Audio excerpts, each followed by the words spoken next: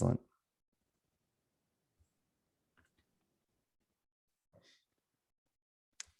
Welcome back to No Boring Stories. I, of course, am Alex Street, and I am joined today by the queen of sales herself, Jillian Murphy. Jill, how are you? What's up? I'm so happy to be here. Alex, I'm like your biggest fan. So pumped to be here today, and I cannot wait to jam out with you. This is good. It's just such a mutual respect, which I love. I feel it, and I try to give it as much as possible. I'm like, You do, you do. Like I send everybody to you. I'm like, sales. Same, What's same. that? You said the S word. It's just a different S word for the two of Yeah, us. You hear yeah. someone around story, you're like, go to Alex. I hear sales. I say, go to Jill. So, It's so um, true. I want to dive in where I want to pull out your story from you. I want to hear the journey. How did you get to where you are, to the place where you are helping people in such a specific and critical and crucial way, really around getting over the fear of sales or the barriers of sales, whatever this is that you do. I want to hear where that comes from and why. And I think honestly, I don't really know your story yet and all the conversations that we've had. So I'm interested. I'm genuinely curious to dive in. I hope I as can you tell it imagine. good. If not, I need to hire Well, you. that's all right. I'll help you. I'll help you. This is a free session. And then actually first what I want to do is go into really storytelling around sales. Because I teach this, I go into workshops and I'm like, look, this is why storytelling matters for you as an entrepreneur, as a business owner. 96% of consumers say that they buy based on emotions. Storytelling is our best emotional connection tool. So that's why. But I want to hear it from you.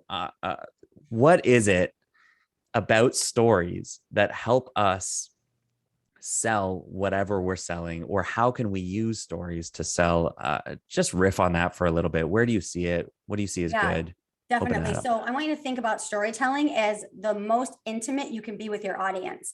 And when you are Mm, selling, the one thing that you are getting through to your clients is like, know, and trust.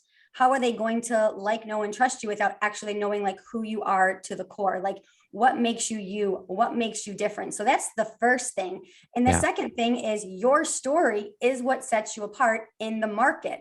So, for an example, if you are somebody who hated sales and now you love sales, like that's part of your story. If you've Yeah. overcome something, that's part of your story. So, I hear this all the time. People ask me, why would someone hire me when they could hire Alex? Why would someone hire Yeah. me when they could hire you? Your story is what sets you apart in the market. So make sure your audience knows your story, because that's where the relatability comes in. And there's a thing in sales called the vulnerability exchange. And the more vulnerable you are with your audience, the more your audience is actually going to relate and be vulnerable to you.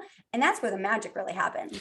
So I mean, I'm geeking out right now because it's like it's like all this stuff that I've been saying, like even as a parent, I'm like I'll tell my kids something and then they'll come home and be like, my teacher told me this and now I believe it. I'm like, I've been telling you that for years. So this feels like I keep saying this stuff and you just say it so quickly, so clearly, so powerfully in ways that takes me a bit longer to say. And again, it's like, oh, there we go. We just heard it from the pro, the sales focused pro here. I guess the question is around vulnerability. Mhm. Like, is this it? Is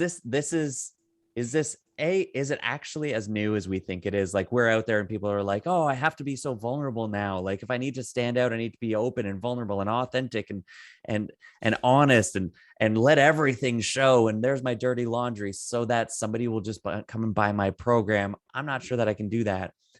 And I think to some of us, it feels like a new thing, Mhm. but in sales, is it actually that new?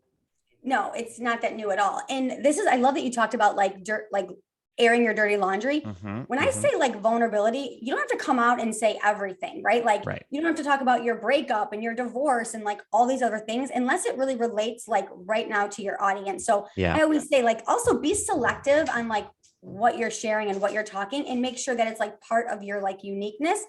You don't need to share everything to have vulnerability exchange. And as you start to share, you probably will share a little bit more. Mm-hmm. Interestingly enough, you and I have a very good friend, Suzanne Pichelle, who's a very good friend of both of ours. And her and I were in Charleston, and I have really bad anxiety. And we were walking on the beach one day, and I was kind of like talking about it. And she was like, I never knew this about you. And I was like, Mm. well, yeah, the confident sales coach is not going to talk about this. And she's like, you should actually share it. I challenge you to share it. And the more that I've actually started to share part of my journey and what I'm going through, the more some of my like clients now are like, wow, I feel the same way. Or like, I didn't know that too. So there's like this energy that you can exchange back and forth. Yes. But again, I'm not going on there and talking about like breakups and all kinds of crazy stuff. I'm just talking about the things that relate to my audience. Yeah. Yeah. And I think that's it. So there's this whole part about how you felt versus how you feel and the transformation that people are coming into around all of that. But even this piece of like, I'm not talking about breakups. So many people come to me and they're like, yeah, no, I like, this is part of my story. Like my parents got divorced, or, I was abused when I was a kid, but like, what relevance does that have for selling swimsuits now? And I'm like, okay, right. You're right. Like you starting the story with my uncle abused me is likely not going to lead to a direct sale in swimsuits, but you talking about not feeling confident in your own skin. Yeah. And now you do. That's the journey. That's the transformation. And that's the story. And so for you, somebody who's showing up, and again, for Suzanne to say that, I would say that anybody that knows you would be like, no, Jill isn't like anxious. She's not hiding. No way. God. Yeah. Right. Yeah. And it was so interesting. Like the more that I started to share it, the more people actually like connected to me. It was unbelievable. And, again, I don't share everything.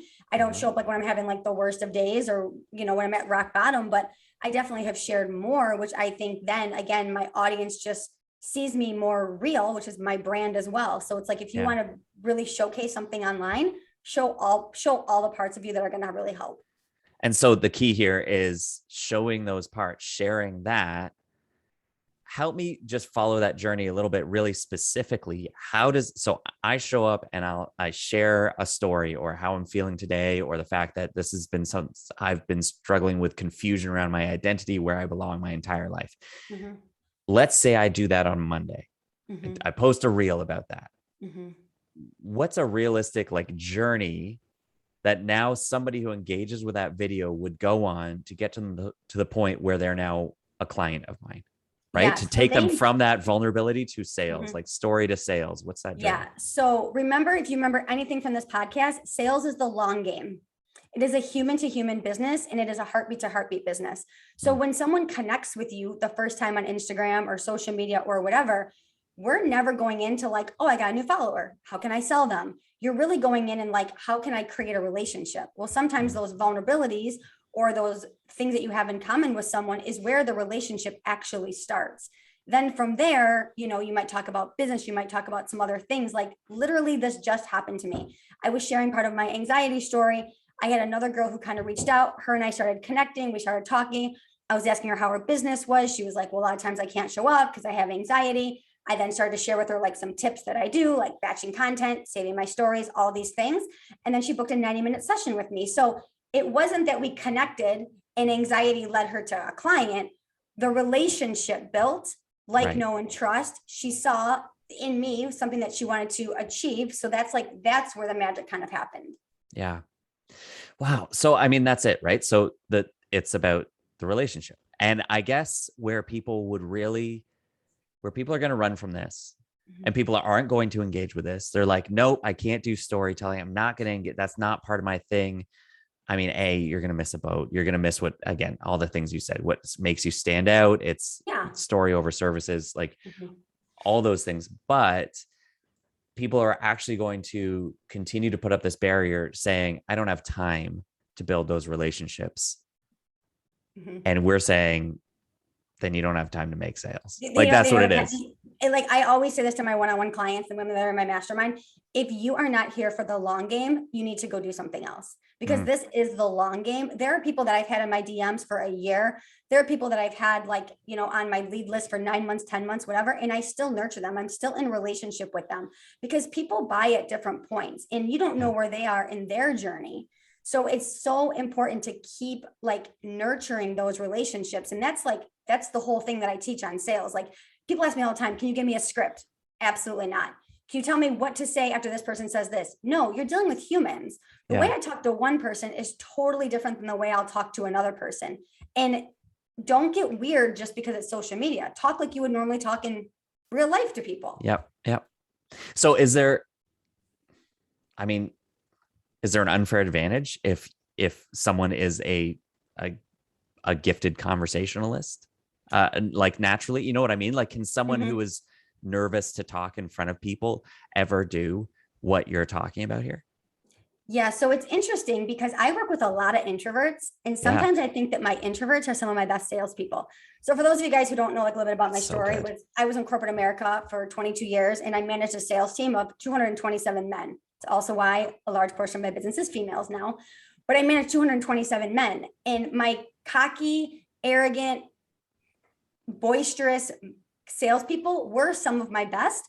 But my top leaders were the quiet ones, the introverted ones, because they sit back and they allow their clients to talk and they listen. They're active listeners. Wow. So you don't have to be this like massive talker in order to be a great salesperson. I'm an insane talker. When I'm on a sales call, I talk like 10 to 12%.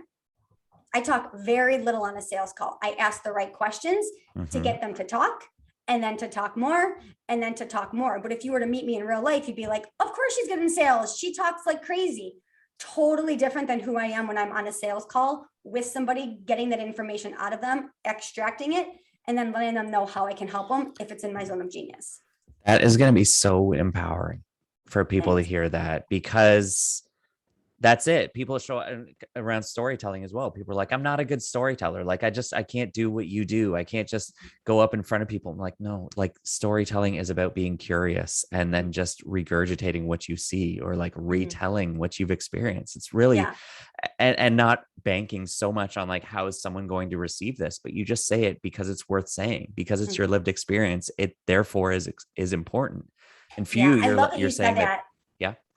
So I love what you said about being curious, because when I was in corporate sales, it was ABC, like always be closing.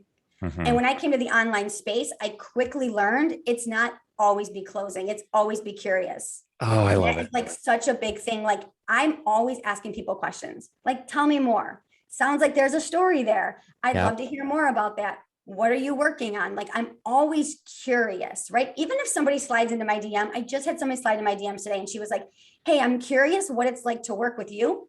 And instead of sending her back and like vomiting all of my offers, I'm like, I'm actually curious. What makes you want to work with me? So I'm always asking a question back that just gets them to tell me what it is that they need. So, okay. So if you're listening to this, wherever you are, you need to go back the last 30 seconds. Here's some of these key questions, because I know, again, people are like, yeah, but you ask questions so easily. That comes easy. There's just so many barriers and problems that we create when we hear somebody show up like you are. We're like, she can do it, but I can't.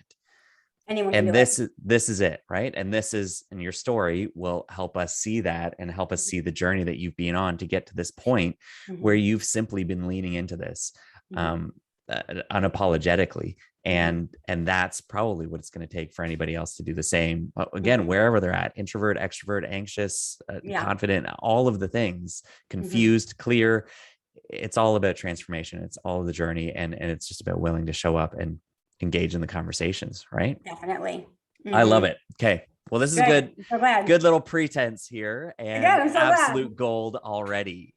We could stay there. We might do this again, and I'll ask even more questions around that, but I want to know how you got to this place. So here you are, sales coach. Is that what you call yourself? Yeah. Like sales queen, sales coach, sales mentor. Right. Yeah.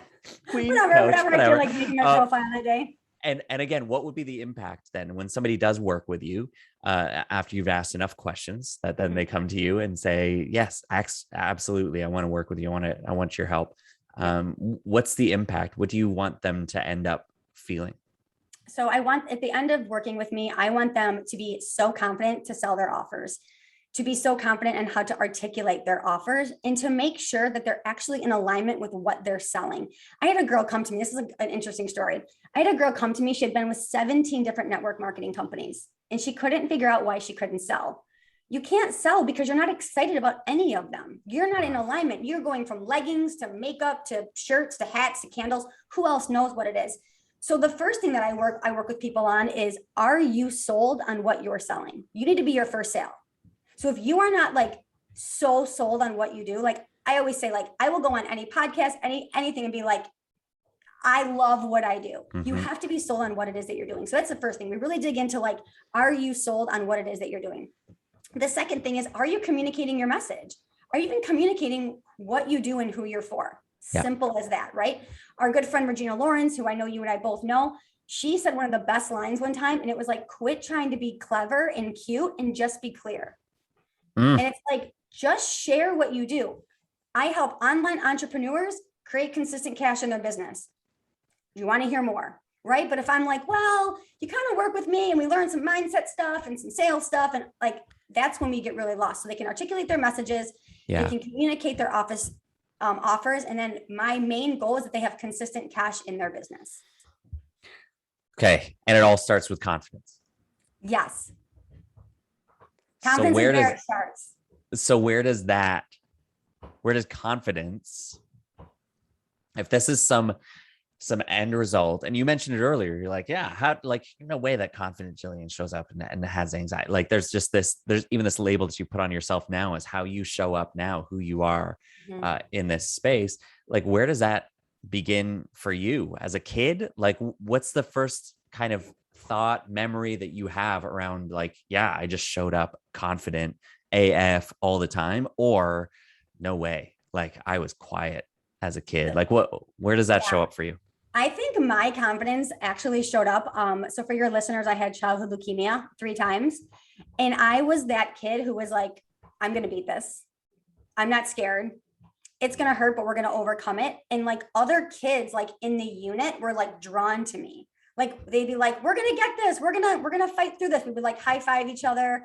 I would like have this like little sense of community, like on my pediatric ward, like back in the day.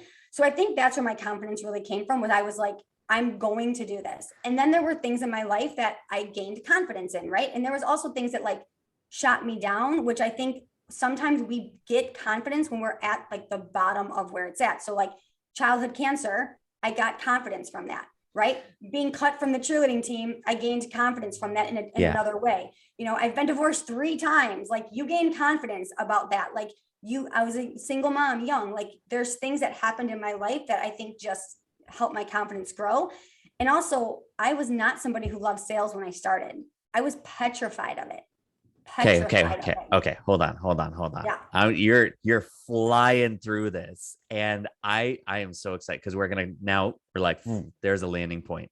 Okay, good. What you just said, I was petrified. That's like the teaser, right? Now we know that we're going to come to that point, but I want to go back before that because I'm a little bit in shock actually right now, the way that you just moved through that. And I think this is what happens with our story. Sometimes you were like, I had childhood leukemia 3 times and this is what happened. And then I felt like this and this.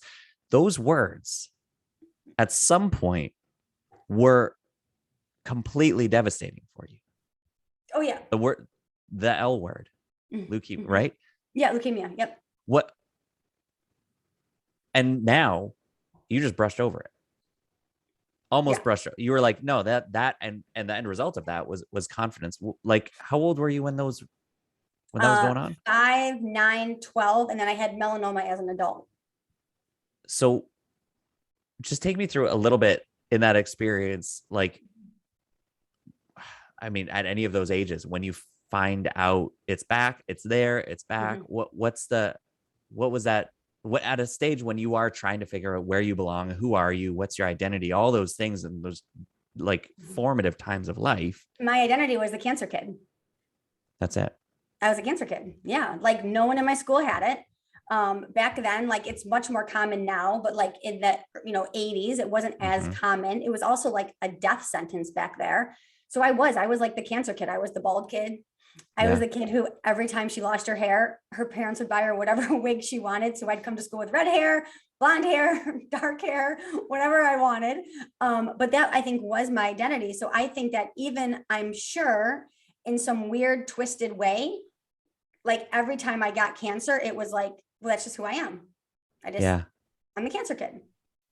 So what does that do for you socially? Like, I mean, like that's how you show up, but then did it feel like you had to like elevate some sort of personality, some sort of level of like, again, like your voice? Like, was there something that you needed to prove or to show up different? Again, I'm going to wear red hair. Like, what kid is dyeing their hair red at 10 years old, right? Like, Yeah.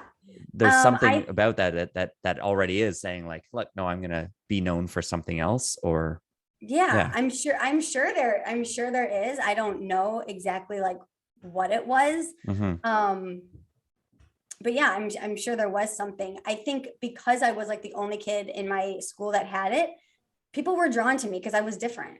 Like I was the only bald kid for a while, right? Like I Yeah. would go Yeah. on steroid packs and I'd be really small and I'd be really fat. Like there was just different things. So I think even at that young age, kids were curious because I was Yeah. different. So I think that kept people almost like in my little system, in my little ecosystem more because I was different. And you embraced it? Yeah. Yeah. Mm-hmm. Was that because, oh sweet, I'm the popular one, or was it where Yeah. come back to curious? If they're curious, they come to you, they're like, Mm-hmm. oh wow, like, who are you? Are you okay? Yeah. Again, was it like, sure, like friends, look at this, yeah, I've got, like, were you just as curious? Do you know what I Yeah. mean? Like, was that? I think you're probably on, I think you're definitely probably onto something then. I don't know if I thought about it like that Sure. then, but now looking back, I mean, yeah, I mean, there was definitely like a sense of like popularity to it because Yeah. I was like the girl that people talked about. And it's interesting because I actually have a gay daughter, and the same thing kind of happened to her when she came out. She came out at a young age. Yeah. It almost like gained her popularity Yeah. because she was different. I mean, what does that say about where we live now and how we live, where Yeah. that, like, Right. Like she was the one to talk about. I was beautiful. the one to talk about. People were like Sure. curious, right? We live in a really Yes. small town. She was the only gay girl in our high school. So Mm-hmm. it was like, I think that it does say something about our society that they're attracted to different. Mm-hmm. So, and again, for you and your daughter, just I don't know but her story necessarily, but Yeah. to step forward and again, yeah, embrace. There's like, there's a mantle being put upon you there to say, I can handle this. I can Mm-hmm. handle this attention Mm-hmm. around this thing that they've identified me by, but is not my sole identity. Mm-hmm. And for some reason, Yeah. you're able to take that and let something else shine through. Like, that's what I'm seeing in that. That's what I hear. Again, is that I fair? think you're Like, pretty accurate. And now that you're like saying that, it's super interesting because now fast forward to like my corporate life. yeah, yeah, I yeah. was the only female in my company since 1963. So again, Right. I was like the odd one out. Yeah. I was like in a room with only men. I was like, people were like, we have a girl now. So again, I've always kind of been that like person. So maybe Yeah. that had something to do with like when I was a child, I was the odd one out, and then moving into corporate. I don't know. I'm learning and my brain's going Gosh, crazy. yes. Let's go Pulling into it it. all I'll take out. that. But right, because there's this. So if how you show up, this is what I'm seeing, right? If how you show up now is confident, and this is, somewhat of a spoiler to go through the story like this, but of course it showed up then, but it starts as this, like, again, kind of a curiosity, kind of an oddity, and it's like this separated, or like, where do I belong, like, from different to confident, like there's that, right, that's an embracing of that might just be what makes people confident. It is embracing the things that make you different, embracing the things that set you apart. Because if we go through life worried that somebody's going to know me for who I am, somebody's going to know me for what sets me apart, for what makes me different, or they might get to know me and then they won't like me. Of Yeah, course, it's you're so never going true. to be And I think confident. now we're like really onto something. So I just had a conversation with my business coach on Friday. You and I were kind of jamming on about this before we hit record, but you can see a lot of trends right now in the market. Everyone's kind of following like a trend. Everyone's kind of doing the same thing. And we had a conversation. Do you want to go with the trend and what everybody's kind of doing, or do you want to stand out? And I'm like, I want to stand out. If everyone's doing this, I want to be the total opposite. I want to be like a disruptor. And that's like what I told my coach. I'm like, how can I disrupt the market? How can I disrupt what's going on? So I think that probably comes from that kid scenario, maybe. Yeah. And then also like in my corporate job, like I was the disruptor. And even in the online space, if everyone's launching a group coaching program, I'm going to launch something different. If everybody's talking about this, I'm going to literally go out and like talk about the total opposite. Mm-hmm. Yeah. I mean, it's it's so good because Maybe it's I create a program called like the Disruptor or something. I think I just created. I'm going to call Raquel and be like, I was on Alex Drew's podcast today, and we're coming up with a new program called the Disruptor. This is it, because this is going to be, I want to hear about your sales experience and kind of that journey, that corporate career and breaking out of that. Yeah. I love this. You're writing it down right now. That's an action taker. Guys, no joke. Love that. Because there's something to that, right? So now let's just define that. Let's say that that's your story. Yours is a story of going from being different to disruptive. And so now you're talking to people who are like, I get it. Like, you feel like you come up with ideas that nobody else, you've got ideas and nobody else gets it. You want to do something, but you don't see how, and it might just be too different. It might push the boundaries. You feel like your coaching is different than someone else's coaching, and that's holding you back. I get it. I've been there. I've been the different one all my life. Now I'm learning how to take that difference and make it disruptive to actually lead the way in an industry instead of waiting back for somebody else to lead me. Yeah. And that's what that's what you're doing, obviously. Yeah. But now the invitation is for people like that, you let them jump on your train. Yeah. And let you hire you to teach them how to do just that. And I think that's where you're already finding success. This is just putting a word to it and putting a transformation I'm really excited. to it. Like, I'm literally, my next program, you guys, Disruptor, 997. Sign up right now. I wasn't joking when I said this is a free session. This is the work. This is what we do. This is story coaching. But bring us in. Okay, so we've got this beautiful beginning. We've got this ending. So what's this middle section where you said, you were afraid of sales at the beginning? Why did you go into it? You're out of high school, first job, you go to college for this. Like, what was that? No. I went to college for law enforcement. I was going to be the police here in Michigan. Yeah. That was my goal from a very young age. And I was actually at a golf outing with my dad's this very successful entrepreneur. And I was at a golf outing with my dad, and we were golfing, obviously. And there was 4 guys ahead of us. And I just struck up a conversation. I was 19. I was cute. These guys were talking to me, whatever. And they're like, you should be in sales. And I was like, I'm going to be the police. Like, I'm super tough. I'm going to be the police. And they're like, we have a summer internship. You should come check it out. And I thought, you know what, I'll do it. And I went into it, and I didn't love it. But what I loved was that every day, so I like rode around with somebody and I got to like learn the business. What I loved every day was that all these relationships that were being built. I was like, he's like meeting new people every day. So I was in food service distribution. So we would go to restaurants, we would go to like hotels, we would go to gyms, anywhere that they sold food, and we would sell. And I was like, it's not really selling, it's just like relationships. So once I realized that sales was not sales and it was in the business of relationship building, yeah, I was on fire. And I did the same thing online. I didn't come online and try to sell anybody anything. I have like massive relationships, and that has just transpired into sales. People that work with me, I already have a relationship with them. Very rarely does someone just slide into my DMs cold and is like, how can I work with you? It happens, but not often. It's a relationship game. It's a relationship business. What was the police officer journey for you? Like, what was the interest even in that for you off the bat? So I went to like something in high school, and it like sounded cool. And I was like, I could be tough, and this is amazing. And interestingly enough, I told you that I had been married 3 times. I've actually been married to 2 police officers, and I have a daughter with a police officer. So after being in relationships with 3 police officers, I was like, this is not the lifestyle that I want. This is not the journey that I want to go on to. So I did sales for 22 years during that time, and it was a much more lucrative career. Was sales? Was that 22 years? Was that in the same organization? 12 with one and 10 with another. Goodness. But the same business. So food service distribution. So from day one, it was like food service sales. Yeah. And again, it's just fascinating, right? You're like, I was in it for 22 years, and we can just talk about sections of our story like that. And like, that's one sentence that could be books upon books upon books if you wanted it to. For sure. But in reality, you're like, yeah, it's a number, 22 years. And that's the credibility. That's what you need to know. That's my experience. But then what I love is it's so much more than that, because you went into that even as this piece of, I was different. I was the different one. I had to pave my way. I had to pave the way. I had to lead other people in different ways because it just wasn't going to come easy for me. So my first company I was with was Cisco Foods. So a very diverse company, men, women, all colors, all sizes, everything. So that was one thing. I went to my second company, which was a family-owned company here in Detroit, Michigan, and they've been around for 63 years, and it was like old school boy club. Very, very high functioning Italians was what it was. All men, and everybody was like 40 plus.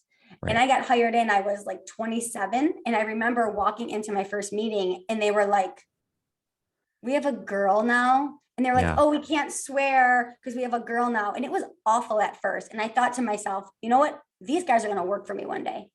Like they are talking like so much smack right now, but I'm going to climb this ladder and these guys are all going to work for me one day. And they did. So. It's that kind of, I mean, amazing. I love that, right? You just gotta love it. But it's that chutzpah to go into that room and to think these guys are, instead of turning around and walking out. Oh my gosh. Like, maybe I should be in finance. Maybe I should be a secretary. Yeah. Maybe I should work the front desk where all the other girls are. Yeah. Yeah. So some people are going to hear this and hear your story and hear your journey and say, like, again, she's one in a million. Like I couldn't be like her. So for those people in those situations that are thinking that aren't thinking, yeah, that's what I would do. Like, hell yeah, that's what we do. Come on, stand on that. For the people who are sitting back and like, I would have run. Mm-hmm. What do you say to them? How do you develop that kind of a I would confidence? Say you have two choices. Do you want to be known as the person that got up and ran, or do you want to be the one that's going to earn their respect? Or do you want to be the one that is going to pave the way, right? So, or do you want where do you want to be? So I knew like going in that room, they were already all judging me. They already thought I wasn't good enough to be there. They already thought like she's young. They just hired her because we had to have a girl on staff, right? For whatever reason. Yeah. And I could have sat there and thought, well, they can judge me, or I could run, or I'm going to be confident in who I am and know my abilities. And it may not happen tomorrow. I mean, it didn't happen right away. I had to climb the ladder. But it happened at some point. And I always said, even in corporate, even online, there's a lot of people that don't like me, and I'm okay with that, but people respect me. So there's a big difference. You don't always have to be liked, but just be respected. And you are respected by doing the right thing out of integrity all the time. Right. So that's it. That's as long as you're doing the right thing, as long as you're going forward and you're like, yeah, I'm going to disrupt. And that's going to, obviously, disruption causes, could lead to destruction. It really could, right? If you disrupt something, then it's going to mess things up and people are going to get angry about that. So some people are going to get upset about that. I want to think about Grant Cardone, right? Think about Grant Cardone. Think about Kim Kardashian. They're the best marketers in the world. Whether you love them or you hate them, you know who they are. Yeah. You're talking about them. Why are we doing that? Why do you think that is? Because they're disrupting the market. And again, we're either triggered by them, but we're still talking about them, or we like them and we're talking about them. Like I always say to the girls that work with me, like Kim Kardashian is the best marketer. Whether you love her or you hate her, you know who she is, you buy her stuff, or you're talking about her. Yeah. So which is creating more press around what she's doing. So again, that's another way to really kind of think about it. Yeah. So then here you are. What was the shift to go from corporate, from this amazing career that you've built up to no, I'm going to go and do my own thing? Yeah. I lost my job during the pandemic. Oh, there we go. So yeah. Yep. So they cut our department. I ran the health and wellness division. And they cut that division during the pandemic. So I lost my job March 17th, which was pretty really early into the pandemic. And I remember I went to my dad's office, who again is an entrepreneur, very successful businessman.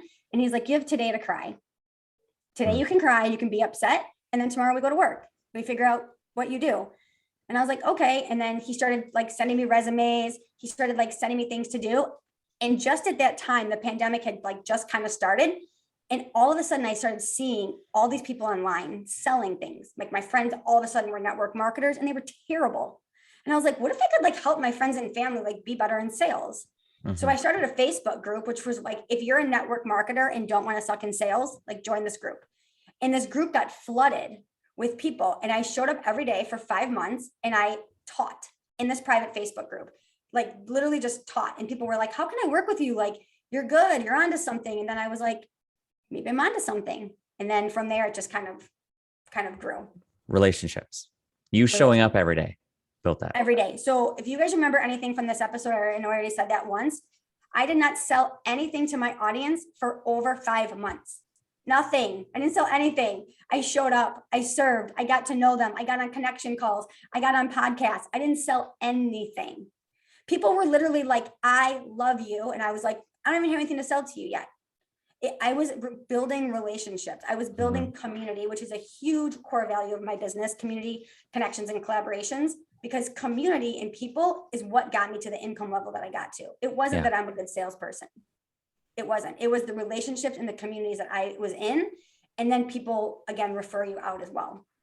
So while you're showing up for those 5 months and you're teaching every day, let's bring this back to the beginning. How much of your story seeps out during that teaching? How much of your vulnerability shows up? And what does that look like in that setting? Oh, a ton. Hey guys, I'm showing up in my Facebook group today. I don't have anything else to do because I just lost my corporate job and I don't have any money coming in. So I don't have anything that I can go do. So I'm just going to hang out in my Facebook group and just get to know you guys. And I think that a lot of people saw it.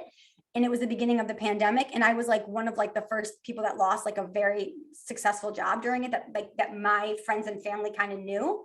So they like gravitated to that. Like if it could happen to her, it can happen to anyone. So yeah, I talked a lot about that. I talked a lot about like, I would never work for somebody again. I would never have, my income depend on somebody else again, like all of those things. And I think that was part of my story that really kind of shared with people. Yeah. And again, this is you're showing up and you're saying, this is who I am. This is how I'm going forward right now. And it takes this wild confidence that people watch and then go, what? Like that just happened to her and she's showing up like this. Yeah. And then they go, I'm experiencing that she's talking about happened to her, but I don't feel what she's feeling right now. No. How do I get there? She must be able to guide me. I remember one of the most vulnerable posts that I did was that I lost my corporate job on a Tuesday. And on Thursday, I invested in my first business coach for $7,000. And I was like, you guys know I lost my corporate job 2 days ago. Guess what I did today? I didn't file for unemployment.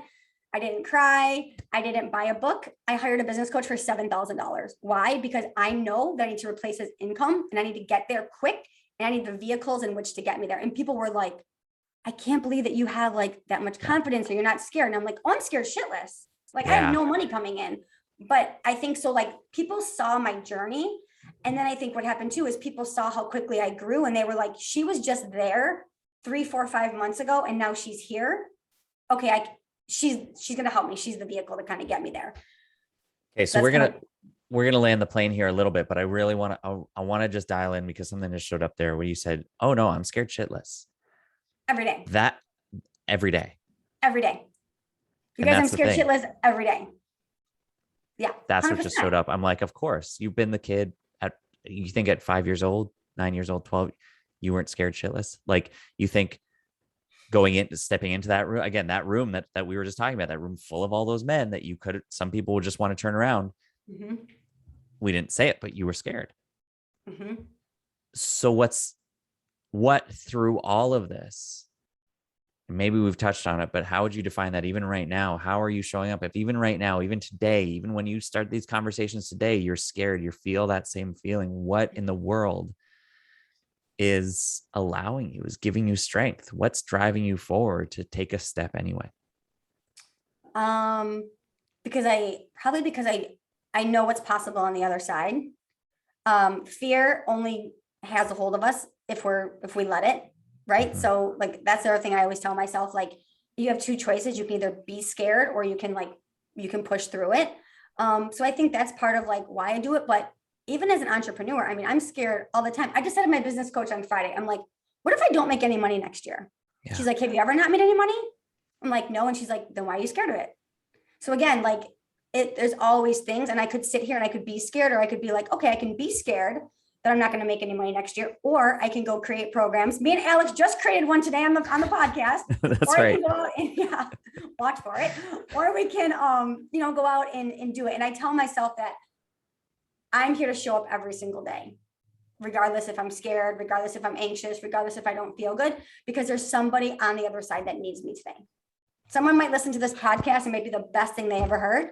And if I didn't show up because I was scared or I was anxious or I was having a bad day, that one person wouldn't have been touched by it. Yeah. Well, I am certain more than one, are going to be Oh, thank moved by you. this. This has been absolute fireworks. I love this. I mean, I didn't doubt that it would be, but it's a ping pong match. It's back and forth between you and I, Fun. and it's just so fun. And I thank you for sharing the gold wisdom that you have around specifically your niche, and then for going in and being curious about your own story even here today, and authentically learning something about yourself new, and taking something away from that. And so I love this journey of, if this is what you want to go with, then go with it. But from different to disruptor, and seeing you show up in this way and continually disrupt an industry is such a joy. I feel like I'm privileged to call you a friend Aw. and to be on this journey with you. And I'm just so excited for you going forward. So if somebody wants to connect with you and Yeah. now be a part of the disruptor program, which is going to be coming out soon, Which is coming or soon, apparently, any with my program. co-host Alex Street as a special guest inside of it. Where's the best way to actually start a relationship Yeah, you conversation with you? guys, honestly, I spend hours a day in my DMs. Like, I literally love meeting people. Follow me on the gram, Jillian M. Murphy. Come say hello. Let me know that you guys listen to this podcast. I'll send you guys a cool freebie. But yeah, I want to connect with each and every person. If I can help somebody, whether it's free coaching, whatever it is, I want to literally serve my audience each and every time. And if you are scared of sales today, remember that somebody has what you are, somebody wants what you have, and it's actually selfish to not show up and talk about it.